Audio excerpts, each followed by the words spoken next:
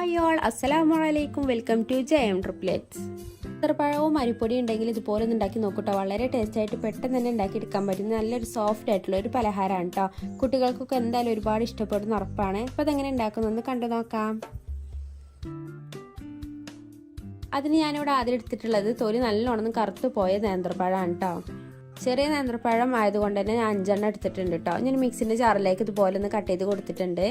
നല്ലോണം ഒന്ന് ബ്ലെൻഡ് ചെയ്തെടുക്കണം കേട്ടോ. ഒട്ടും തന്നെ വെള്ളം ഒഴിക്കാതെ വേണം ഇതുപോലെ ഒന്ന് ബ്ലെൻഡ് ചെയ്തെടുക്കാൻ. ഇനി ഇതൊരു പാത്രത്തിലേക്ക് മാറ്റി കൊടുക്കാം. കട്ടകളൊന്നും ഇല്ലാതെ നല്ല ഫൈനായിട്ട് വേണം ഇതൊന്ന് അടിച്ചെടുക്കാൻ കേട്ടോ. നല്ലോണം തൊലി കറുത്ത പഴമൊക്കെ ആണെന്നുണ്ടെങ്കിൽ കൂടുതൽ ടേസ്റ്റ് ആയിരിക്കും. മാക്സിമം അങ്ങനത്തെ പഴം എടുക്കാൻ നോക്കട്ടോ. അതിന് ശേഷം ഇനി അടുത്ത് ഞാൻ ചേർത്ത് കൊടുക്കുന്നത് അരിപ്പൊടിയാണ് കേട്ടോ. 1 കപ്പ് അരിപ്പൊടിയാണ് എടുത്തിട്ടുള്ളത്. നിങ്ങൾക്ക് ഏത് അരിപ്പൊടി വേണമെങ്കിലും എടുക്കാവുന്നതാണ്. ഞാനിവിടെ എടുത്തിട്ടുള്ളത് കുറച്ചൊക്കെ തരിയുള്ള ഒരു അരിപ്പൊടിയാണ് കേട്ടോ. നിങ്ങൾ നല്ല ഫൈനായിട്ടുള്ള ഒരു അരിപ്പൊടിയാണ് എടുക്കണമെന്നുണ്ടെങ്കിൽ ഈ ഒരു ടൈമിൽ 2 ടേബിൾ സ്പൂൺ റവയും കൂടി ചേർത്ത് കൊടുക്കുക കേട്ടോ. ഇനി അരിപ്പൊടി ഇതുപോലെ ഒന്ന് മിക്സാക്കി കൊടുക്കാം. കുറച്ച് ഇട്ടുകാണ്ട് വേണം കേട്ടോ ഇത് മിക്സാക്കി എടുക്കാൻ. നിങ്ങൾക്ക് വേണമെന്നുണ്ടെങ്കിൽ ഗോതമ്പ് പൊടി വെച്ച് കാണും ഈ റെസിപ്പി ഉണ്ടാക്കാവുന്നതാണ് കേട്ടോ. അതിലേക്കും 1 ടേബിൾ സ്പൂൺ പുട്ടുപൊടിയോ അല്ലാന്നുണ്ടെങ്കിൽ റവയോ ചേർത്ത് കൊടുത്തിട്ട് വേണം ഉണ്ടാക്കിയെടുക്കാൻ കേട്ടോ. അപ്പോൾ അതാണ് ഞാൻ ഒന്ന് മിക്സാക്കി കൊടുത്തിട്ടുണ്ട്. ഈ രീതിയിൽ നല്ലോണം മിക്സായി വന്നിട്ടുണ്ട് കേട്ടോ. ഇനി അടുത്ത് ഞാൻ അതിലേക്ക് ചേർത്ത് കൊടുക്കുന്നത് ശർക്കരപ്പാനിയാണ്. 3 അച്ച് ശർക്കരയിലേക്ക് 1 കപ്പ് വെള്ളം ഒഴിച്ചതിന് ശേഷമായിട്ടോ ഞാനിത് ഉണ്ടാക്കിയെടുത്തിട്ടുള്ളത്.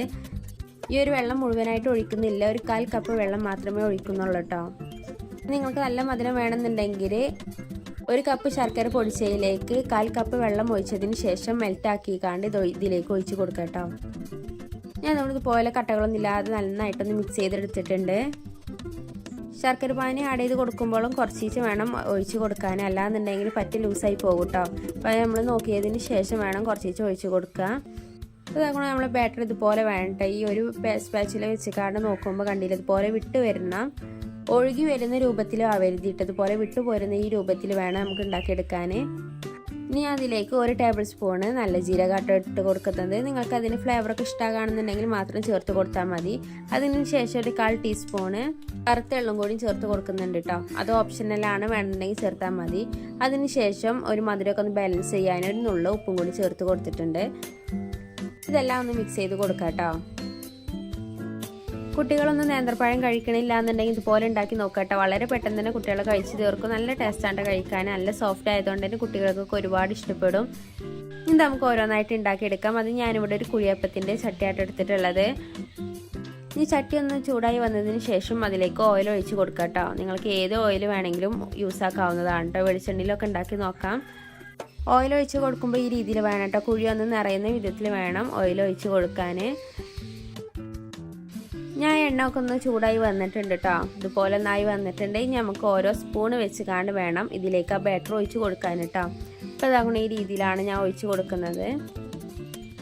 സ്പൂണിൽ നിന്ന് ഇതുപോലെ വിട്ട് വരണം കേട്ടോ. അങ്ങനെയാണ് നമ്മൾ ബാറ്ററിൻ്റെ ഒരു തിക്നെസ് വേണ്ടത്. ഇനി ഓരോന്നായിട്ട് നമുക്ക് വളരെ പെട്ടെന്ന് തന്നെ ഒന്ന് ചുട്ടെടുക്കാം.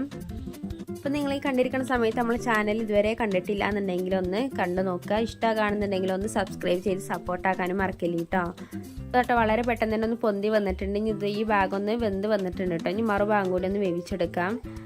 നിങ്ങൾക്ക് ചാനൽ ഇഷ്ടമാകുകയാണെന്നുണ്ടെങ്കിൽ ഫ്രണ്ട്സിനും റിലേറ്റീവ്സിനും ഒക്കെ നമ്മൾ ചാനലൊന്ന് ഷെയർ ചെയ്തുകൊണ്ടും കൊടുക്കാം കേട്ടോ. ഓരോന്നായിട്ട് ഞാൻ മറിച്ചിട്ട് കൊടുത്തിട്ടുണ്ട്. ഞാൻ ഒരു ഭാഗം കൂടി പെട്ടെന്ന് തന്നെ ഒന്ന് വേവാനും വെക്കുക. കേട്ടോ ഈ രീതിയിൽ പെട്ടെന്ന് തന്നെ ഒന്ന് വെന്ത് വന്നിട്ടുണ്ട് കേട്ടോ. നല്ല 2 ഭാഗം അത്യാവശ്യം ഒന്ന് മുരിഞ്ഞ് വന്നിട്ടുണ്ട്. ഒരുപാട് കളർ മാറാൻ നിൽക്കണ്ട, ജസ്റ്റ് ഒന്ന് ബ്രൗൺ കളർ ആയാൽ മതി കേട്ടോ. അപ്പോൾ അതാക്കണം ഈ രീതിയിലൊന്നായിട്ടുണ്ടെങ്കിൽ ഇതുപോലെ നമുക്ക് ബാക്കിയുള്ളതും കൂടി വളരെ പെട്ടെന്ന് തന്നെ ഒന്ന് ചുട്ടെടുക്കാം. ഒട്ടും തന്നെ എണ്ണ ഒന്നും കുടിക്കാത്ത വിധത്തിലുള്ള ഒരു അടിപൊളി സ്നാക്കാണ് കേട്ടോ. കണ്ടില്ല നമ്മൾ ആ കുഴിയപ്പച്ചട്ടിയിൽ ഒഴിച്ച എണ്ണ അതുപോലെ തന്നെ ഉണ്ട് കേട്ടോ. ഇതിലേക്ക് അടുത്ത ബാച്ചും കൂടി ഇട്ട് കൊടുത്തിട്ടുണ്ട്. ഇനി അതും ഇതുപോലെ ഒന്ന് പെട്ടെന്ന് തന്നെ ഒന്ന് പൊരിച്ചെടുക്കാം. ഞാൻ എല്ലാതും വളരെ പെട്ടെന്ന് തന്നെ ഒന്ന് പൊരിച്ചെടുത്തിട്ടുണ്ട് കേട്ടോ. കണ്ടില്ല ഇതുപോലെ നായി വന്നിട്ടുണ്ട്. വളരെ എളുപ്പത്തിൽ തന്നെ നല്ല സോഫ്റ്റ് ആയിട്ട് കുട്ടികൾക്കൊക്കെ ഒരുപാട് ഇഷ്ടപ്പെടുന്ന ഒരു അടിപൊളി സ്നാക്കാണിട്ടത്. ഇതിൻ്റെ ഉൾവശം കൂടി ഒന്ന് കാണിച്ചു തരാം. നല്ല സോഫ്റ്റ് ആയിട്ടുള്ളൊരു പലഹാരമാണ് കേട്ടോ. അപ്പോൾ ഇന്നത്തെ വീഡിയോ എത്രയുള്ള എല്ലാവർക്കും ഇഷ്ടമായിരുന്നു വിചാരിക്കുന്നു. ഇഷ്ടമായിക്കണമെന്നുണ്ടെങ്കിൽ ഒന്ന് ലൈക്ക് ചെയ്ത് സപ്പോർട്ടാക്കാം കേട്ടോ. ഈ റെസിപ്പി ഉണ്ടാക്കി നോക്കിയതിന് ശേഷം ഫീഡ്ബാക്ക് കമൻറ്റ് ബോക്സിൽ അറിയിക്കട്ടോ. അപ്പോൾ നാളെ ഇൻഷാ അല്ലാഹ് മറ്റൊരു റെസിപ്പി ആയിട്ട് വരാം. ബൈ, അസ്സലാമു അലൈക്കും.